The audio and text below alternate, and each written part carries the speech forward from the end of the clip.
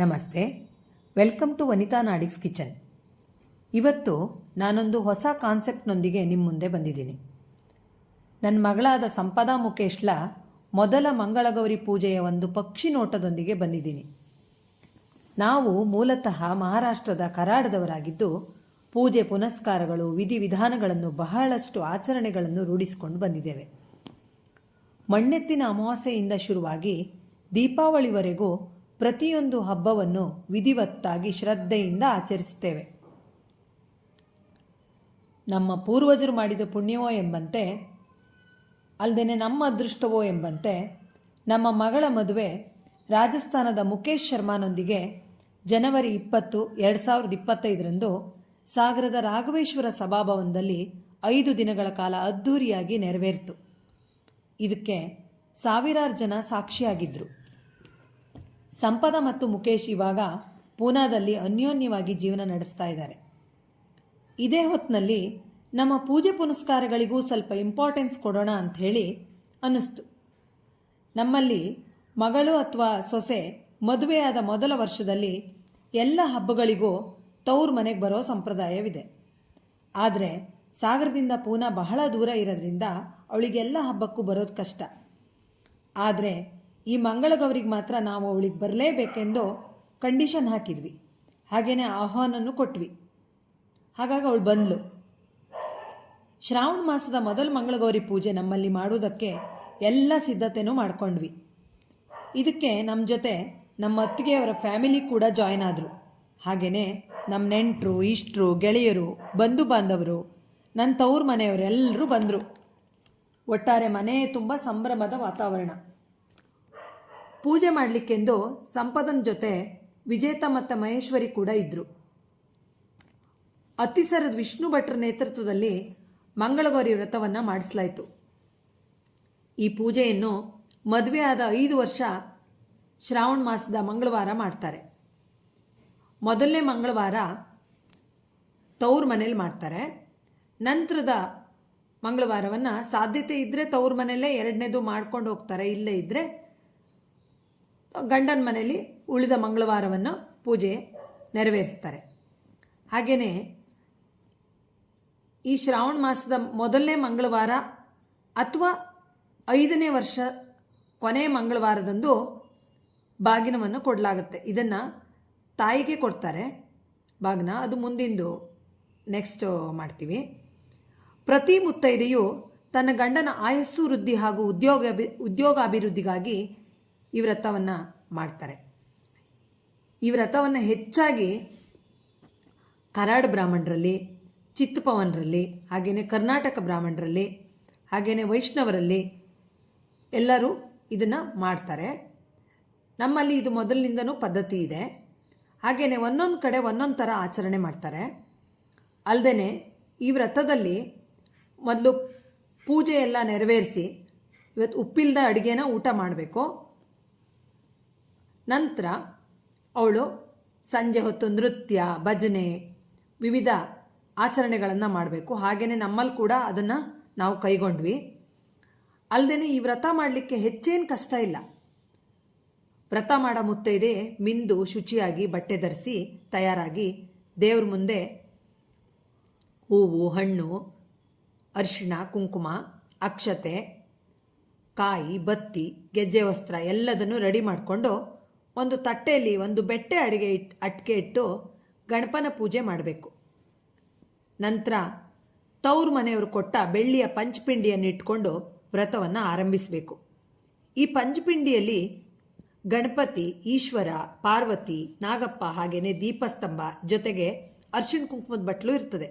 ಹಾಗಾಗಿ ಇದನ್ನು ಇಟ್ಕೊಂಡು ಪೂಜೆ ಮಾಡಿಬಿಟ್ರೆ ಎಲ್ಲ ದೇವರು ಕೂಡ ಇದರಲ್ಲೇ ಇರುತ್ತೆ. ಹಾಗಾಗಿ ಇದನ್ನು ಇಟ್ಕೊಂಡು ಪೂಜೆ ಮಾಡಬೇಕು.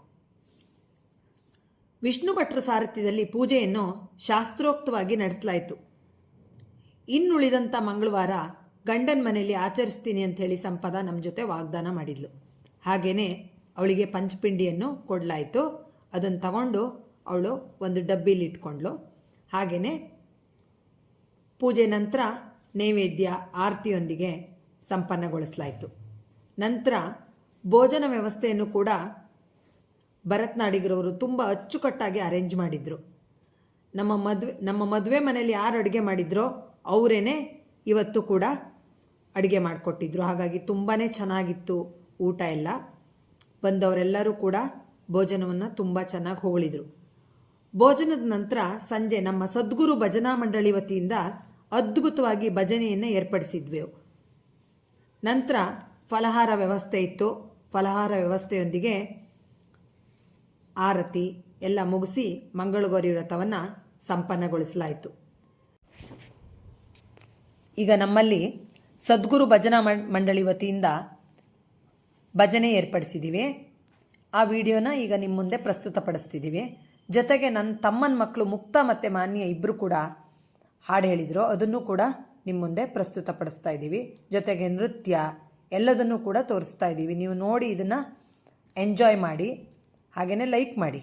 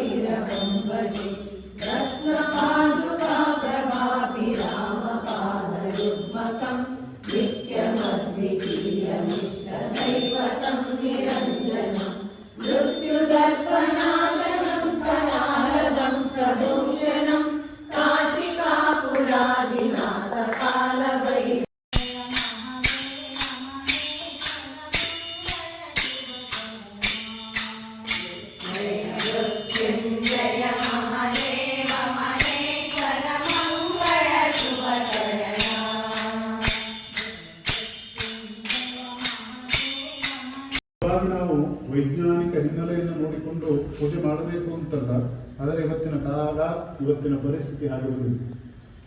ಬೇರೆ ಎಂಥದ್ದು ಬೇಡ, ಸಂಕ್ರಾಂತಿಯಲ್ಲಿ ನಾನು ಎಳ್ಳು ಬೆಲ್ಲವನ್ನು ತಿಂತೇನೆ. ಯಾಕೆ? ಸಂಕ್ರಾಂತಿಯ ಕಾಲ ಚಳಿಯ ಕಾಲ, ನಮ್ಮ ದೇಹ ತುಂಬಾ ಶೀತ ಆಗಿರ್ತದೆ, ನಮ್ಮ ದೇಹ ಉಷ್ಣವನ್ನು ಪಡೆದುಕೊಳ್ಳಲು ಎಳ್ಳಿನಲ್ಲಿ ಆ ಉಷ್ಣತೆ ಉಂಟು ಎನ್ನುವಂಥದ್ದು. ಅದು ಯಾವುದು ಬೇಡ. ಒಂದು ಕಲಶವನ್ನು ಇಟ್ಟಾಗ ಆ ಕಲಶಕ್ಕೆ ಮಾವಿನ ಟೊಂಗೆಯನ್ನು ಹಾಕ್ತೇವೆ. ಹಬ್ಬ ಹರಿದಿನಗಳಲ್ಲಿ ಮನೆಯ ಎದುರುಭಾಗಕ್ಕೆ ಮಾವಿನ ಟೊಂಗೆಯನ್ನು ಹಾಕ್ತೇವೆ. ಅಲ್ಲಿ ಬೇರೆ ಗಿಡಗಳನ್ನು ಹಾಕ್ಬೋದಿತ್ತು, ಬೇಕಾದಷ್ಟು ಗಿಡ ಮರಗಳಿತ್ತು. ಮಾವಿನ ಟೊಂಗೆಯನ್ನು ಹಾಕುವ ಉದ್ದೇಶ ಇಷ್ಟೇ, ಮಾವಿನ ಟೊಂಗೆಯಲ್ಲಿ ಆಮ್ಲಜನಕ ಜಾಸ್ತಿ ಇರ್ತದೆ. ಮನೆಯಲ್ಲಿ ನೆಂಟರು ಇಷ್ಟು ಸೇರಿದಾಗ ಅವರಿಗೆ ಅಥವಾ ಅಲ್ಲಿ ಆಮ್ಲಜನಕದ ಕೊರತೆಯಾಗಬಾರದು ಎನ್ನುವಂತಹ ಉದ್ದೇಶ ನಮ್ಮ ವೈಜ್ಞಾನಿಕ ಹಿನ್ನೆಲೆ. ಆ ಕಾರಣದಿಂದ ತೀರ್ಥ ಸೇವನೆ ಇರಲಿ, ಪಂಚಾಮೃತ ಅದು ನಮ್ಮ ದೇಹಕ್ಕೆ ಪೌಷ್ಟಿಕಾಂಶವನ್ನು ಕೊಡ್ತದೆ. ಶಂಖದಿಂದ ಬರುವಂತಹ ತೀರ್ಥ, ಶಂಖದಲ್ಲಿ ಕ್ಯಾಲ್ಸಿಯಂ ಇರ್ತದೆ. ಹೀಗೆ ಅನೇಕ ಹಿನ್ನೆಲೆಗಳನ್ನ ಗಂಧವನ್ನು ಹಚ್ಕೊಳ್ಬೇಕು. ದೇಹದಲ್ಲಿ ಆಗುವಂತಹ ಅಲರ್ಜಿಯನ್ನು ನಿವಾರಣೆ ಮಾಡುತ್ತದೆ. ಭಸ್ಮವನ್ನು ದೇಹದಲ್ಲಿ ಆಗುವಂತಹ ಅಲರ್ಜಿಯನ್ನು ಅಥವಾ ತೊಂದರೆಗಳನ್ನು ನಿವಾರಣೆ ಮಾಡುವಂತಹ ಶಕ್ತಿ. ಬೆಳ್ಳಿ ಪಾತ್ರೆಯಲ್ಲಿ ಹಾಲನ್ನು ಅಥವಾ ಬೆಳ್ಳಿಯ ಉದ್ದರದ ಪಂಚಪಾತ್ರೆಯಲ್ಲಿ ಪೂಜೆಯನ್ನು ಮಾಡಬೇಕು. ನಿಮಗೆ ಈ ವಿಡಿಯೋ ಇಷ್ಟ ಆದರೆ ಲೈಕ್ ಮಾಡಿ, ಶೇರ್ ಮಾಡಿ, ಸಬ್ಸ್ಕ್ರೈಬ್ ಮಾಡಿ, ಹಾಗೆಯೇ ಕಾಮೆಂಟ್ ಮಾಡೋದನ್ನು ಮರಿಬೇಡಿ. ಧನ್ಯವಾದಗಳು.